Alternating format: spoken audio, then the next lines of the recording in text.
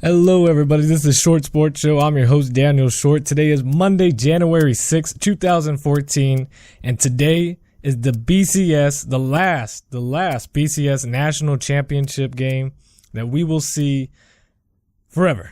The last BCS title game. BCS is finally over with. I'm so excited. I'm done with the BCS. I hate the BCS.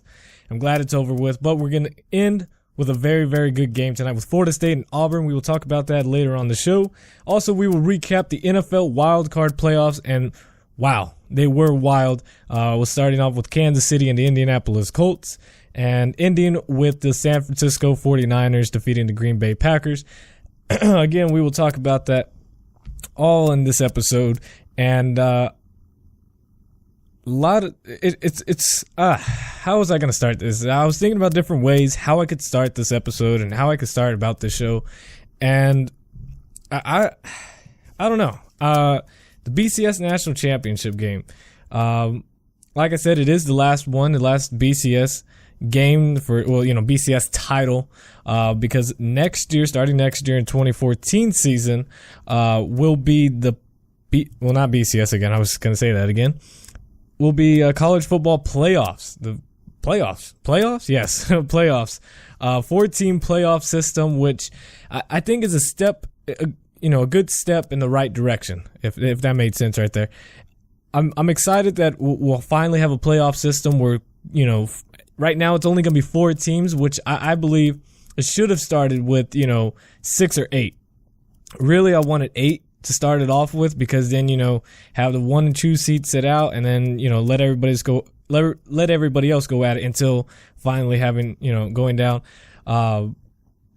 But I mean, for right now, 4-team playoff system is going to be exciting, with the first seed going against the 4th seed, 2 versus 3, and then so on and so forth, until we have a new champion. And I'm excited, but right now, BCS National Championship game, Florida State, Auburn. Auburn is the team of destiny, and how they got here.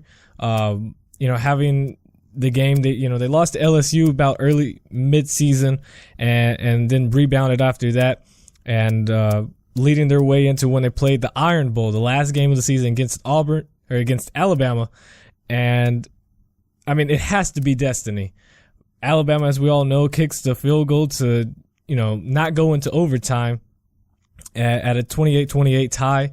Kicks a field goal, long field goal, didn't have the distance. It was a dumb decision to even kick a field goal, which I talked about in the past episode, a few weeks ago, whenever it happened.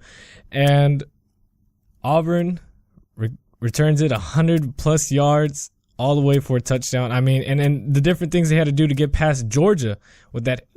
It wasn't a Hail Mary pass, but it was a long pass from Nick Marshall, and it was tipped by 2 defenders from Georgia and landed straight into the arms in stride to an Auburn wide receiver who takes it for a touchdown and helped seal the deal against Georgia, which was another victory for Auburn.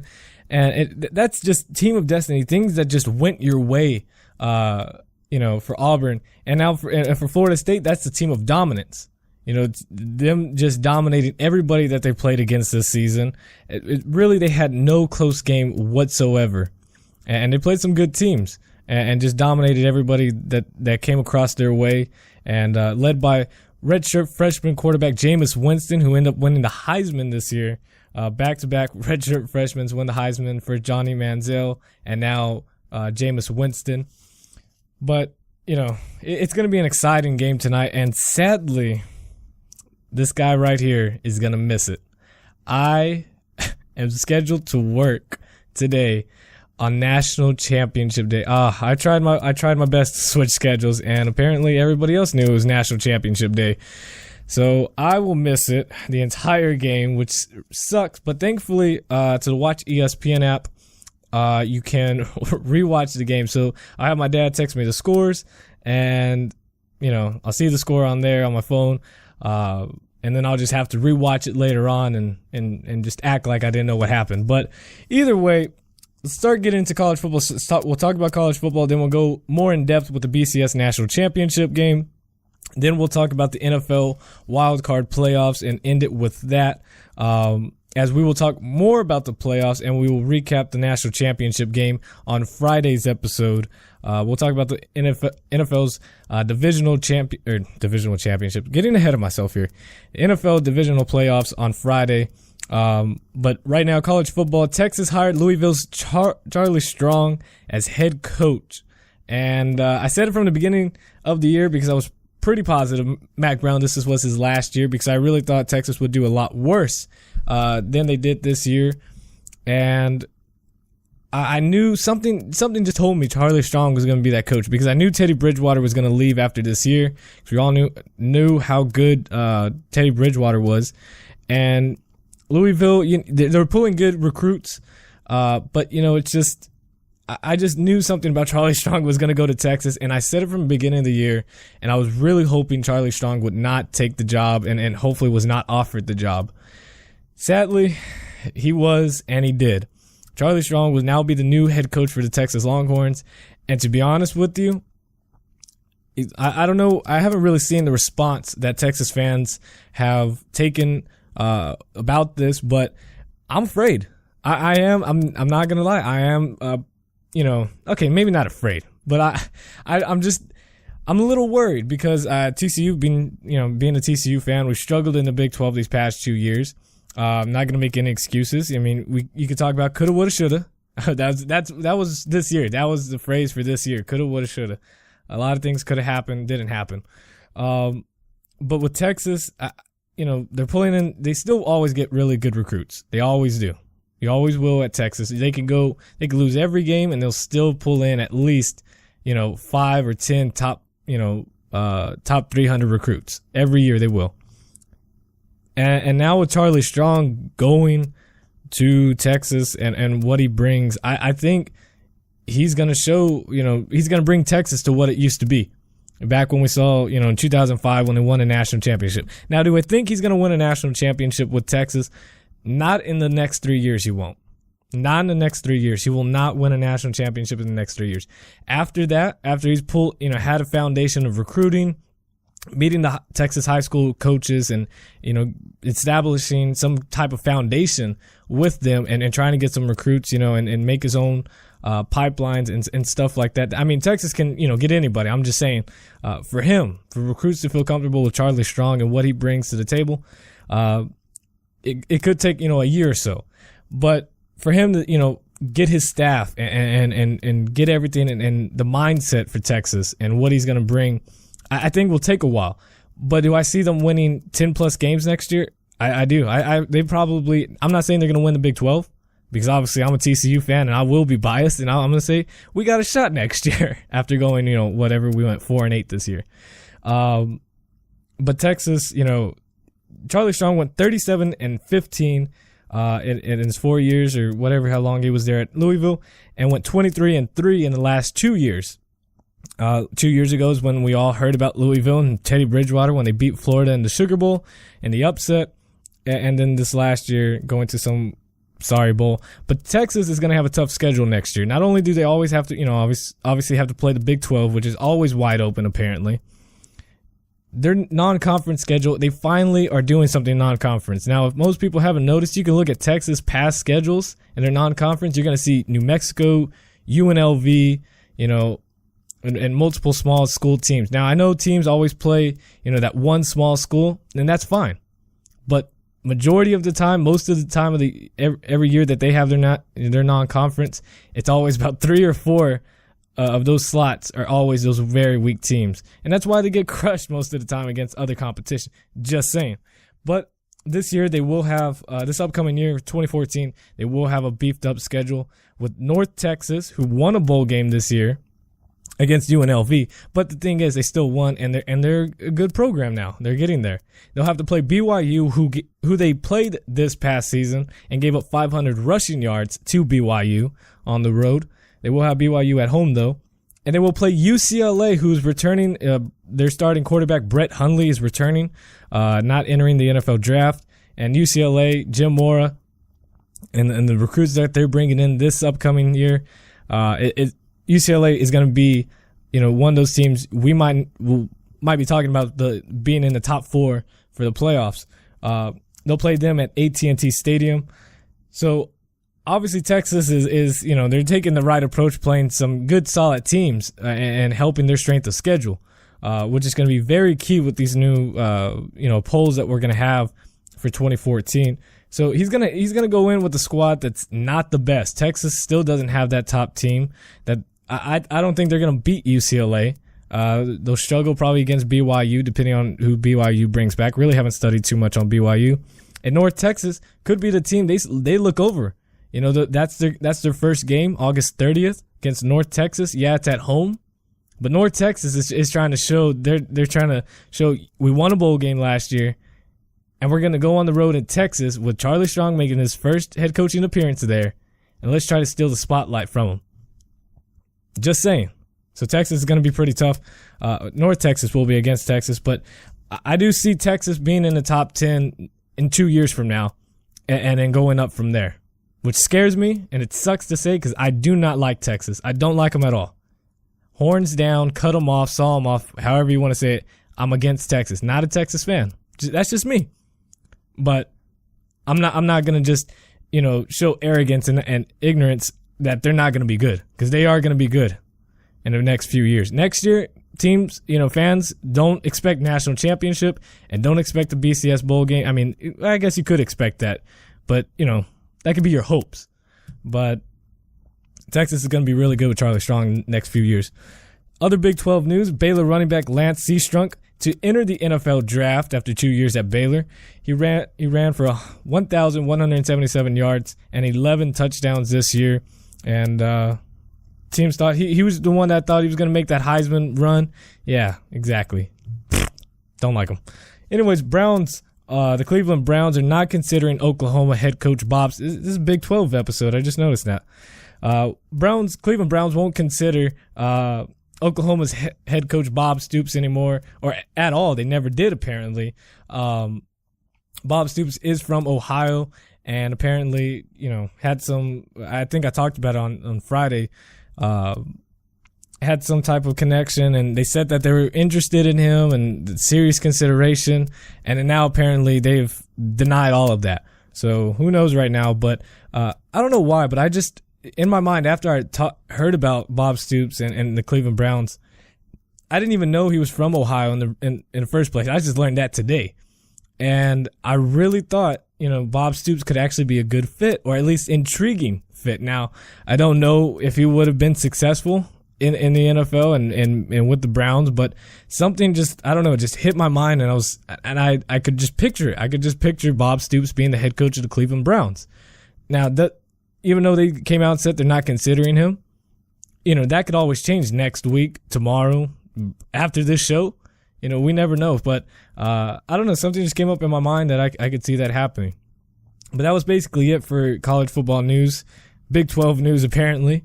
And now we will talk about the BCS National Championship game. I'm going to go over some things about both of the teams, Florida State and Auburn's season, how it went. There's some stats that just need to stick out in people's minds and stuck out in my mind. Their strengths and weaknesses, and in the end, finish off with the prediction of the BCS National Championship game in Pasadena, California at the Rose Bowl. I really want to see that game. I really do. It saddens me, but I will not miss the Super Bowl. Guarantee not missing that. I already missed most of the BCS games, and it saddens me. Thankfully, I've been able to watch them on either YouTube or on Watch ESPN, so sucks that I won't see this live. But anyways, enough about that. A BCS National Championship game, Florida State, Auburn. Both teams, Florida State coming in undefeated, while Auburn has one loss on them. And we'll talk about Florida State first. Florida State enters with the number one scoring offense and scoring defense. Offensively, they score on average 53 points a game, while their defense holds opponents to average of 10 points per game.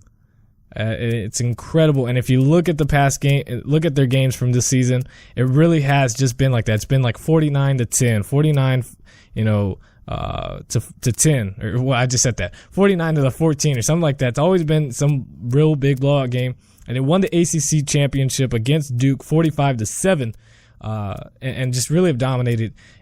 And because of that, for that, Jameis Winston, 3,800 passing yards, 38 touchdowns, and a Heisman Trophy to go along with it, just to sweeten it up just a little bit. And apparently, I was looking at this. They have 2 running backs with 11. I was thinking of Auburn for a minute. I'll talk about that in just a minute. But they have 2 running backs going in with 11 rushing touchdowns and 13 rushing touchdowns, respectively. Each, one of them has 11, one has 13, and they've just been able to have their way offensively. Jimbo Fisher has this offense just ready to go and to score on anybody at any time, and have just dominated everybody. And it's incredible what they've been able to do this season. And they also, and it helps with that, they have the best wide receiving group in college football today. There's no one else has a better wide receiving group than Florida State. I mean, it's just hands down Florida State has the best wide receivers in college football. Can't think of his name, but number 80 is the guy to look out for. I believe he is a sophomore or junior. And this guy has a bright future. Number 80 for Florida State wide receiver. That guy is an absolute boss. And it's going to be great to see how he goes against Auburn. Their weakness is that they faced only 2 teams this entire year. This entire year, they've only played 2 teams in the top 50 rushing offense. And that was Boston College with Andre Williams and Syracuse. That's it. Yes, they dominated both teams, but the thing is, and that leads into Auburn's strengths. Auburn comes in with the number 1 rushing offense in college football. That's ahead of Georgia Tech. That's ahead of Army and Navy that run the triple option, that all they do is run the ball, with 335 yards per game average on the ground. That's incredible. That they are able to do that. 335 rushing yards per game average, Auburn does, and that doesn't help for Florida State because they've only played 2 teams that have been in the top 50 for rushing offense. That's it. Now I know this game, there's you have your passing game, but it doesn't matter. I mean, Florida State hasn't seen a team like Auburn offensively at all this entire year. Nobody. What they're able to do. Also, Auburn has the number 9 scoring offense in the nation with 40 points per game, and that's thanks to Trey Mason and Nick Marshall. Trey Mason, 1,600 yards on the ground and 22 rushing touchdowns. I believe finished 3rd in the Heisman Trophy. And Nick Marshall, their quarterback, has 1,700 yards passing with 12 touchdowns. Obviously, they don't pass the ball a whole lot with the number 1 rushing offense, but he also has 1,000 yards on the ground and 11 rushing touchdowns. So both guys, 1,000 yards rushing, and another strength is that they play in the SEC and they were able to do that against the SEC West Division. I mean, that's incredible what they've been able to do. Their weakness is that they lost to LSU early mid-season, so I mean, I just thought I'd throw that in there. That might not be a big thing, and it really isn't. It really isn't. But they did lose to LSU 35-21 on the road in Baton Rouge. And also their defense, I am not sold on Auburn's defense at all. At all. Their defense does not impress me, not one bit. And, I mean, they gave up 42 points to Missouri, 38 to Georgia, who didn't have Aaron Murray, and 41 points to Texas A&M. Now, Texas A&M, you could say, they have Johnny Manziel, their offense. That's fine. The reason I say that is bringing up those points and those teams. You could say, well, Missouri's a good team. Yeah. Georgia, you can make an argument for whether they're a really good team on offense or not. And also, the 41 to A&M, you could say, what they have. True. But that only goes against or helps what I'm about to say, is that Florida State has the best offense in college football. With Jameis Winston, their wide receivers, and still able to run the ball. If they gave up 42 and 38 and 41 to Missouri, Georgia, and A&M respectively, What do you think Florida State's going to do? And they gave up 35 to LSU. And LSU has been off and on this year. I mean, yes, they lost only 2 games this year, but we've seen what LSU, how they struggled every now and then. And LSU runs the ball a lot too as well. So what do you think Florida State's going to do in the national championship game when all the lights are on and with the number 1 offense in college football and the best wide receiver group in the nation? That is why I don't see Auburn. That's why I don't have faith in Auburn's defense at all. And I don't know. I know games are not played by stats, but right now that's all we got because both of these teams obviously haven't played each other, and that's all you can really go by for right now. Also, news just came out: Patriots linebacker Brandon Spikes is placed on IR and is out for the playoffs. That just happened right now. I wasn't laughing about that. I was just laughing about it just came up right now. But anyways, back to the national championship game. I just don't see Auburn's defense keeping up or being able to stop Florida State. And I see Florida State, they have obviously a way better defense than what Auburn has seen. And people can say, well, what about Alabama? Now, obviously, we've seen Alabama's defense. We've seen how bad it is now. And, Missouri doesn't have a good defense. Georgia doesn't have a good defense. LSU is maybe. And I guess if you want to say they're good defense, well, they did hold Auburn to 21 points. A&M's defense obviously is terrible. It's weird, and it's awesome that these teams are playing because now we know that Auburn does deserve, because Alabama obviously did not deserve to be in the national championship game the way they played against Oklahoma in the Sugar Bowl, and the way they finished against Auburn. So with that, Florida State hasn't seen an offense like Florida State defense has not seen an offense like Auburn, and Auburn hasn't seen a defense and an offense. Or I guess, no, they could say, well, maybe we could see an offense, but Auburn's defense hasn't seen, or excuse me, I keep messing this up. Auburn has not seen Florida State's type of defense, and Florida State hasn't seen the offense of a type like Auburn. So with all that, my prediction on the BCS national championship game between Florida State and Auburn: Florida State 42, Auburn 28. I think it might be, no, that's it. Florida State 42, Auburn 28. Final score: Florida State wins the last BCS national championship game and ends the streak of the SEC. That's the way I see it. And, I want to hear people's predictions before this is over with, or before the game starts, just to know. But Florida State, I see them winning. Just the offense that they have, the defense, maybe able to settle down in the second half if things get out of control with Auburn's offense. But I don't see Auburn they'll try to make too many adjustments against Florida State's offense, but I think it's just going to hurt them that it doesn't matter what adjustments they make. And Florida State just continues to score.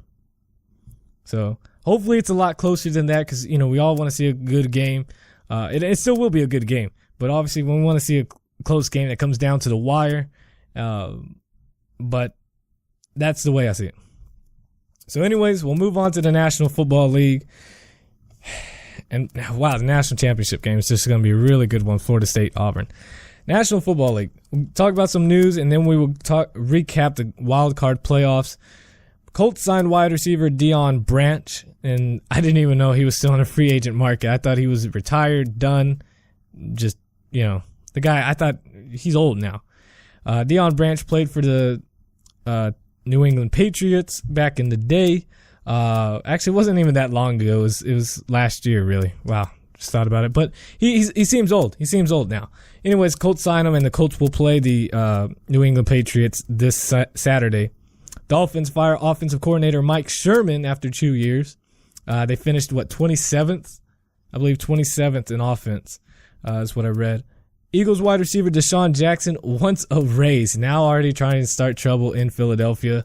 He has 3 years remaining on a 5-year contract that he signed from 2012 and wants more money. More money. Of course, that's what it's got to be because he's already making, double-digit $1 million, and he needs about $5 more million to buy something that he doesn't already have. Doesn't make any sense. And also, Bengals wide receiver A.J. Green wants an extension. He's not talking about a raise in money. He probably wants that too, but he wants an extension, multiple year extension deal by the end of next season. Also, Andy Dalton, he'll be in his last year next year of his rookie contract. I believe both of them, and they both want to stay in Cincinnati, and hopefully both of them want to get farther than the first round playoffs. And speaking of playoffs, yes, playoffs. Chiefs, unbelievable. Chiefs give up a 38-10 lead to the Indianapolis Colts and lose 45-44 was the final score. Colts had 4 turnovers. Everything was in line for Kansas City. Not only did they have a 38-10 lead, Colts had 4 turnovers, and the Chiefs had more time of possession by 14 minutes, 15 minutes. It's incredible that the Chiefs give all that up and lose the game. Or they have that and they still lose the game. They force 4 turnovers.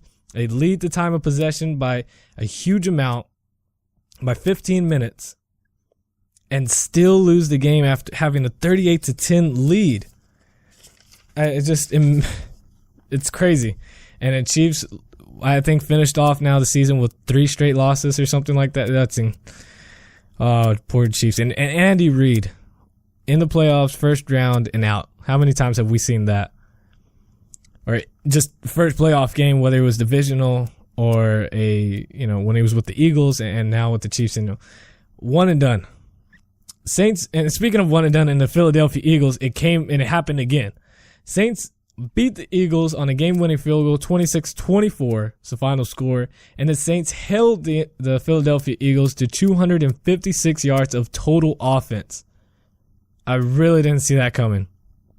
I even said on the show, I didn't see the Saints coming into Philadelphia and getting that victory, and they did. The defense stepped up huge and was able to get the victory on the road after, Drew Brees, struggling in the first half and able to get the victory and lead the team. And their defense, it's incredible. Good job by the Saints. Saints will move on to play the Seattle Seahawks. And the Colts will play. I already said that. Okay, good. Just want to make sure I'm saying all that. But the Saints will play the Seattle Seahawks next Saturday. And boy, is Seattle going to be crazy. Obviously they know what happened in a few years ago in the playoffs with Marshawn Lynch and that big run in the playoffs. And also this season when the Saints came on the road up here to Seattle and the dominance that the Seahawks had over the Saints. And see how Seattle's see how the Saints are gonna do against the Seattle Seahawks. A lot of S's right there in that sentence. Get it? A lot of S's in that sentence, and sentence has okay. Anyways, moving on. My San Diego Superchargers. All right, now it's about to get a little bit exciting in here. San Diego Superchargers. People said it couldn't be done. People said we didn't deserve to be in the playoffs. Well, I'm just gonna say it. We won, and we're in the playoffs. Well, obviously we're in the playoffs because we just won. And we're moving on. And we're moving on to the Denver Broncos. It's exciting. It's been a while, and that's the reason. That's probably the reason I'm excited. It's because it's been a very, very long time. It's been the last playoff win was in 2008 with Darren Sproles, the lightning bug, what used to be, on a screen pass from Phillip Rivers. What was it, 20-something yards, down the line, couple jukes here and there, good blocks, touchdown, in that powder blue jersey over the Indianapolis Colts, and we get the victory. And then we later lose next week. That's not the point. And then in 2009, went 13-3, great year, and one and done once again against the against the New York Jets. How embarrassing to Mark Sanchez. That was a Mark Sanchez team. Yeah, Unbelievable. Anyways, that's the past. We're talking about the future, talking about now. Chargers beat the Bengals 27-10, and Bengals had 4 turnovers, 3 of them by Andy Dalton, and poor Andy Dalton. Now, as people know, I'm a TCU fan. Andy Dalton, TCU, had a fumble on a dive when I don't know why he's diving this so many times in this game. I understand you dive to get extra yards, to get that first down, but I mean, come on. We got to slide here. We got to slide and just take your chances that something happens, because diving has too many possibilities of what could happen. And obviously we saw what happened with the ground causing the fumble and Chargers recovering. I mean, that was just I don't blame it too much on Dalton because of that. I mean, it's just it could have happened to Rivers. It could have happened to any quarterback out there. But you got to take care of the ball. I understand that. Not trying to make excuses for him, because I think diving is stupid unless, you're going out of bounds or going in the end zone.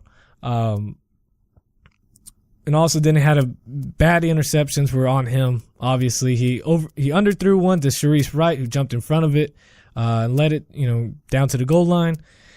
And then also he didn't see that Melvin Ingram moved to the left a little bit and just, called the snap, and then automatically went straight to Tyler Eifert, and the pass was intercepted by Melvin Ingram, who also undercut it. And, and then later on, another fumble by Giovanni Bernard. And, things just didn't go the Bengals' way. And I'm not going to say the Chargers didn't get lucky. I mean, our defense is terrible. Our cornerbacks are the worst in the NFL. The absolute worst. I hate our cornerbacks. Our starting 2 cornerbacks are Sharice Wright and who's the other guy? I can't even think of the other guy. Richard Marshall, I believe. Unless they move Richard Marshall down to 3rd. Our cornerbacks, I have faith in them, in that these guys on any other team, on any solid team, any playoff team, I guess you could say, they are cornerbacks that would be your nickel, your dime, or even your quarter type guys. You guys that are on your depth chart, your depth chart that are, 3rd, 4th, 5th string guys. And those are our starters. That's how bad they are. I mean, they have talent. They're young. They can get better. But they're that bad that they shouldn't be starters in the NFL. And that's what we have to go by. And thankfully, our defense, I was texting my friend Dimitri, who's a huge Broncos fan, so it's going to be an exciting game to text him during the game and, going back and forth on it. But the thing is, it's just, it scares me. I mean, we've beaten Peyton Manning and all that, and I'll talk about the playoffs more. I need to wrap this up. Okay, yeah, I'll just talk about it more, because the Chargers defense is just, we have a bend and no break defense. We're going to give up a whole lot of yards. We gave up 300 plus yards to freaking Blaine Gabbert. If you can do that, then your defense is pretty bad. And, but we somehow always get those interceptions. We get those opportunities. Actually, no, we don't always get interceptions. I think we're the worst forced turnover team or takeaway team. But we don't break in the end. We somehow get it done. And that's what we're doing. We're hot right now, and Broncos got to watch out. Just saying. Talk about more on Friday. Finally, 49ers also kick a game-winning field goal, 23-20, to beat the Green Bay Packers in Lambeau Field. Cold Lambeau Field, and that was turf. That was turf on the field.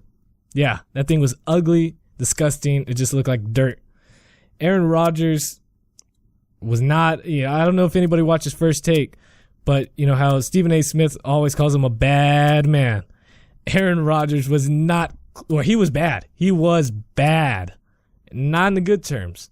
177 passing yards and 1 touchdown, and that's it. That is not, if he was on the road, I guess it makes a little sense going against the 49ers defense, but he was home, and no excuses about the weather.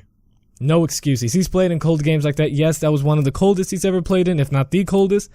Thing is, he knows how to get it done, and he's Aaron Rodgers, MVP, Super Bowl MVP, and should have played a lot better against the 49ers defense.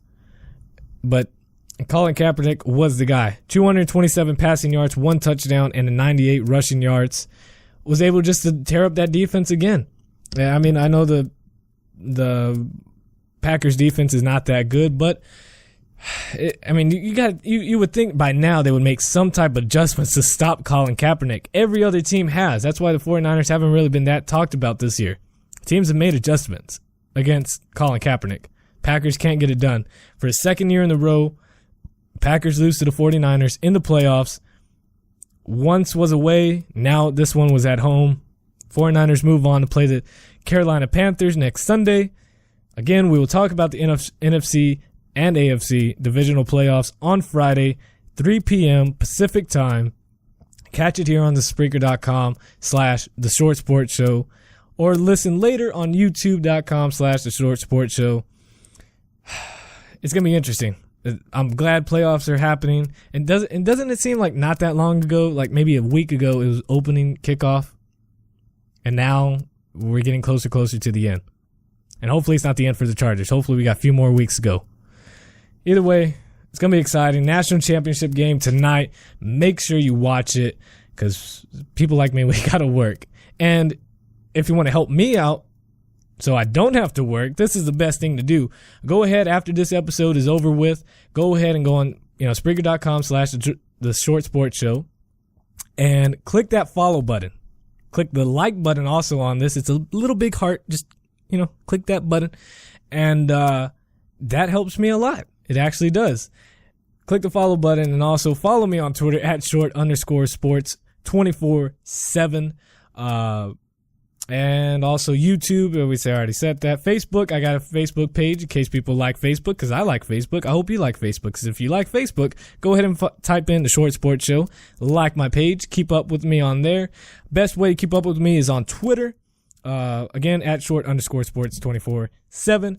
And I hope you guys enjoyed this episode. And I hope you guys enjoyed tonight. BCS National Championship game. Florida State, Auburn. It's going to be an exciting game. I can't wait to see it. Or, tomorrow morning when I watch it. But either way, it's going to be a really good game, guys. Put your predictions in the comment section, either on Facebook, Twitter, on here, whatever, YouTube, anything, whatever you feel necessary. I want to hear what you guys have to say. And we will recap on Friday the BCS National Championship game, any news between now and then, and also discuss what to watch for in those matchups in the NFC and AFC divisional playoffs. Hope you guys enjoyed. I will see you guys Friday, 3 p.m. Pacific time on Spreaker.com. Thank you guys for listening.